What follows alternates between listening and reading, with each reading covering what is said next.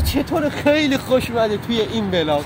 توی این ولاگ میخوایم با مهدی بریم یه دونه ولاگ PS داشته باشیم، PS کمبات. که آقا اگه من بردم مهدی باید پولشو بده، اگه هم من بردم مهران باید پول کنه. شرطیه. چشام قبول؟ آره دایی بده 6 یوتیوبر اعظم به دنبال گیم نت. یا بس حاجی تن و بدنش کلا اونجاست حاجی. چرا اون کیر نداره؟ مثلا پیرن میخرم. نه ناموسا نیست نمیخریم. 2000 years later. برام لباس بخر. اشکم اینو میخرم برات بپوشی برات دومات چی. داداش کودک درونم فعال شد. خب بچ دوستان عزیز به این توجه نکنید. دوستان عزیز به این توجه نکنید. این مهران کسخور دلبره دلبر بود باخ نمیده، اصلا باخ ندادم.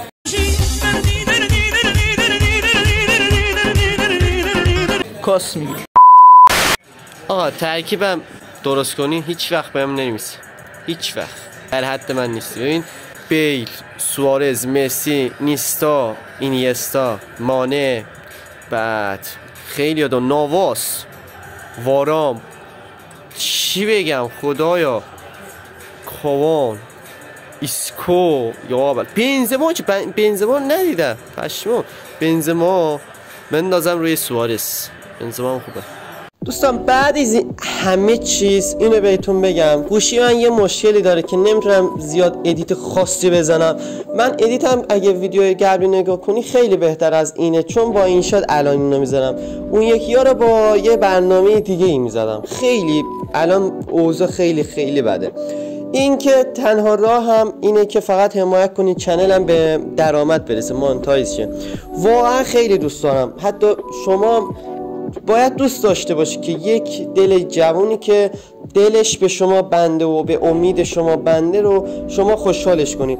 این که فقط خوشحالش کنی، فقط لازمه که فقط چنل منو ساب کنید، یه دونم لایک کنید، کامنت هم اگه نذاشتید مهم نیست. این که فقط اهمیت دادین و تا اینجا نگاه کردین خیلی برام ارزشمنده، خیلی برام ارزشمنده. دمتون گرم. سابسکرایب و لایک و کامنت یادتون نره. مرسی. 2000 years later. نه وایسا 4-1 دقیقه 68 4 میکنن 4-1 فعلا نتیجه 2-0 دیگه. آره بعد اینم یه دونه مورتال میزنیم ببینیم کی برنده است دیگه. آقا من برندم، این بازنده است. من این بازی رو 3-2 میکنم. خانداداش اومد با مورتال کمبات. ببین نزن نام داداش میزنمت، ببین کاراکتر رو میزنمت. آقا اینم نتیجه هم چیز میکنم میذارم بعدا. چی میذاره؟ راند دوم هم مهران باخت. اوکی ما بازندیم. الان ببین فینیشرت میکنم یا نه؟ من گلش بهتون میشتم. داداش راند اولو من بردم.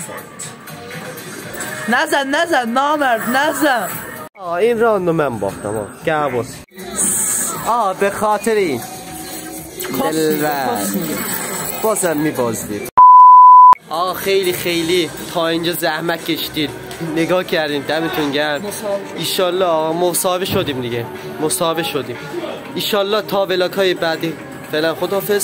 سابسکرایب، لایک اصلا یادتون نره، مخصوصا لایک.